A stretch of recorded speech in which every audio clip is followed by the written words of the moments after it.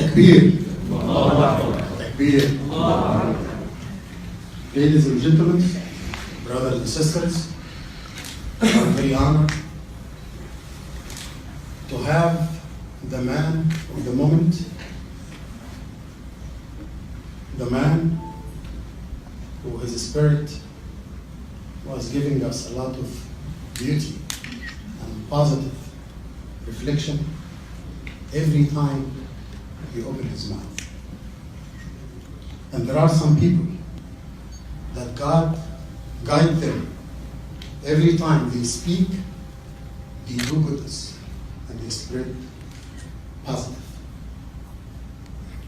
And I do think, without any further delaying, that if you cannot make it anywhere in the world, we should make it here in the United States of America. And if we cannot make it anywhere in the United States of America, we should make it here in New York. Yes. And I ask Almighty God to guide him for the rest of his life. We've been experiencing many beautiful events and good occasions with him to address the community during the Eid. He rise up at the moment which everybody feels he might be in a difficult time or somebody is attacking him. He show himself to say, I'm here with you. And part of the beauty of this country, that even we different from each other sometimes in certain views, but we will never be apart. We will stand together, one ummah, one nation, whether you are black, white, yellow, Muslim, non-Muslim, whatever. This is a beauty which we are keen to practice it and continue to practice it here in this beautiful land. And we're going to protect these beautiful principles of the United States of America under a leadership of a man like our dear respected, the mayor and the man of our city, and everywhere in his movement, in his thoughts, Mr. de Blasio. Thank you. Like to say a few words, and here the microphone.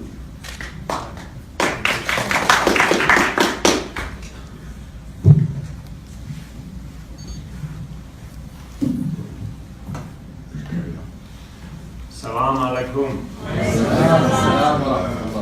Such an honor to be with you this evening in this beautiful, beautiful house of worship, this mosque that means so much to the community. I want to thank this good man, thank him for his leadership, Sheikh Ahmed Yezor. Thank you for being a man who guides people, both spiritually, humanly, as a community leader. We talked about, a few moments ago, we talked about what any religious leader has to do for a community, including consoling members of a congregation, helping them through all of the challenges of life. And you said something wonderful, which I'd love to share. That in the immediate surrounding streets, there is a Christian church and there's a Jewish synagogue, and that clergy from all three talk. And when there's a particularly difficult situation in a family, sometimes they'll send that family member to one of the other houses of worship to seek guidance and support. So the synagogue or the church will send someone here to the mosque to seek support because the Imam has such a way of helping people. What an example to all of us of the fact that we have a profound common reality as human beings, a profound commonality as New Yorkers. No matter what the environment around us suggests, in truth, what we have in common is so much deeper than any superficial differences. And that's what we have to assert in all times, but particularly in times when people feel pain or feel threat. We have to help people remember that common thread. I want to thank all of you for the chance to be with you. And I also want to acknowledge and thank two senior members of my administration who are here with us tonight. Sarah Saeed, who has done such extraordinary work with the community, and Sharif Salman, who represents the city of New York in Albany, in our state capital, and does wonderful work on behalf of the city as well. I had the honor, Sheikh, to be with you, to be with so many at the Ramadan dinner at Gracie Mansion. And it was a moment when we celebrated together and prayed together. And we recognized that this great community is welcome in the People's House at Gracie Mansion, welcome in City Hall, like all the communities of this city. We recognized that there are so many members of the Muslim community who serve this city and make it better in so many ways. And everywhere I go, including when I travel this country, I tell people how important it is to remember the 900 members of the Muslim Society, the NYPD, who protect us all.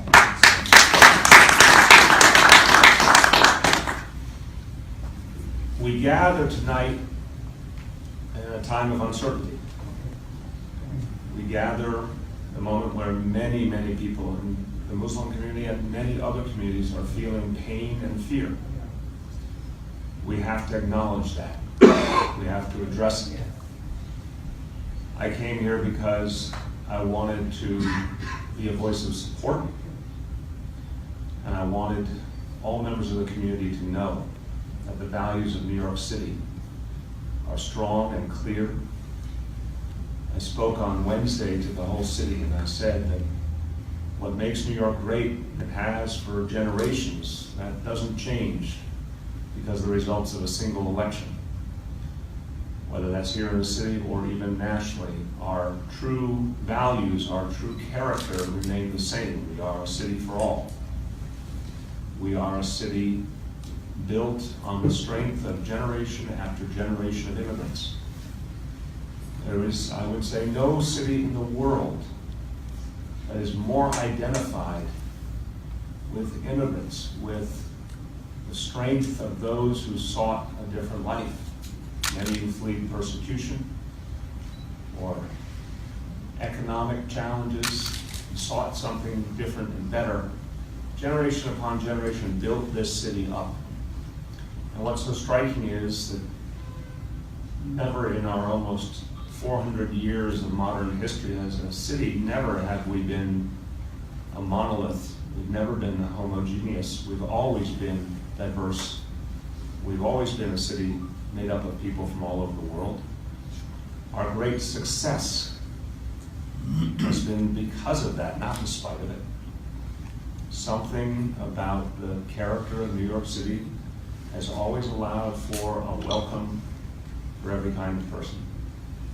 And if you hear one immigrant story, if you hear the story of an immigrant today from, say, Pakistan or Bangladesh, it could sound very similar to a family who had ancestors from Ireland or Italy or Africa, the Caribbean, Latin America. The commonality is there, it's clear.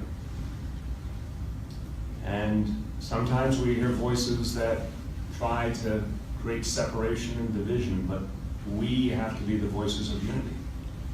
We have to remind people of history much greater than any one of us that shows that common thread runs through this city of immigrants and has made it strong. Now, all that I believe, and I think it's a reason to be hopeful. I think it's a reason to remain confident in each other as New Yorkers. But none of that is to minimize the pain and the shock that we all experienced in this last year, seeing a level of divisive rhetoric and hateful speech that was unprecedented in the context of our national conversation. And I have said very openly, I am deeply troubled, and I think there are millions of New Yorkers who are deeply troubled by the results of our national election.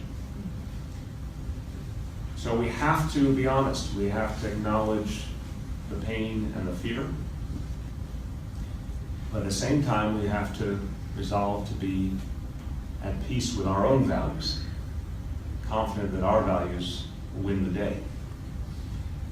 We have a right, all of us, to be worried. At the same time, we have to keep an open mind, an open heart, and an open hand. We have to work through this moment. I've said very publicly that I will do everything in my power to work with the new president-elect and the new government in Washington to seek positive outcomes for this city. I've also said that when actions are taken against the interests of New York City and its people, I will stand up. We all need to stand up and seek fairness, especially in this city that is the greatest in this whole country and that is a beacon to the world. There's a passage in the Quran which reminds us the standard we need to live by. It says, "Do not let the hatred of a people prevent you from being just." We will continue to be just in this city. We will continue to be a model for unity and understanding. We'll continue to defend the deepest American rights, a country formed on religious tolerance and diversity. Somehow that gets lost in much of our national discussion. But in fact, this is a country so unique because it was founded by people who thought about the fact that there would be so many faiths represented here, and they all had to be respected. So we will stand up in this city. We will stand up for our Muslim brothers and sisters. We will stand up for immigrants. We will protect people, as we always have. We'll protect New Yorkers.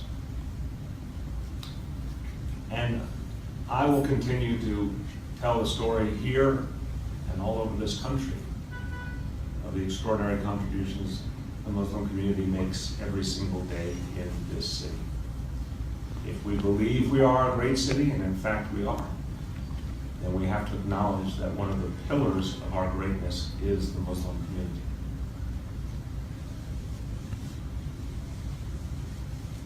Let's, even in a moment of challenge, embrace our role as America's greatest city. Let's be resolute to keep our values front and center. Let's protect the values we cherish, the city we cherish, and all the people of this city, all of whom we cherish. Assalamu alaikum.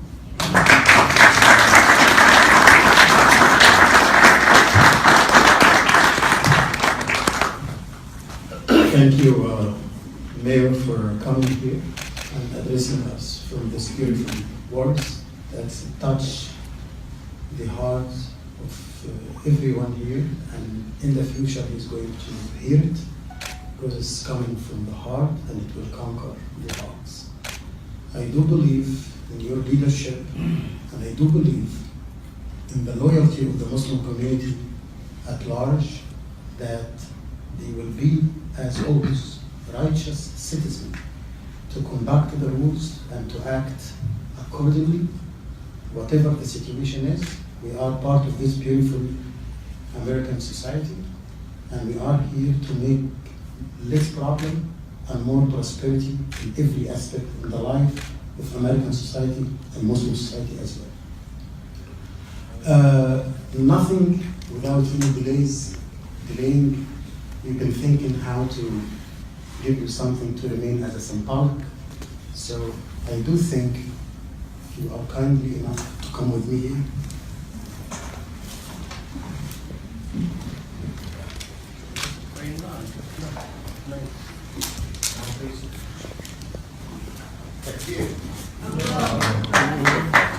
This is the apple, the symbol of New York, which has the own international global flags from everywhere.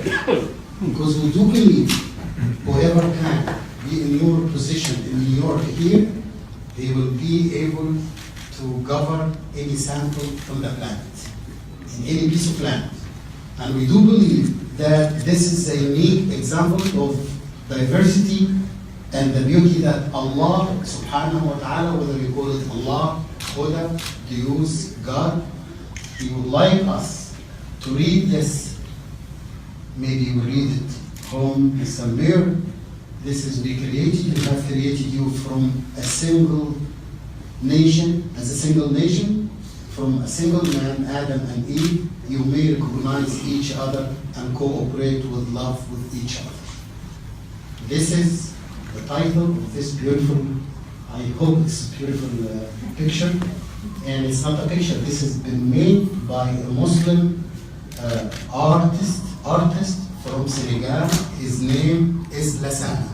He's not with us here, but we would like to, can somebody? Yes, Bismillah. Hold it, please. Somebody from the back. Yeah, somebody from the back.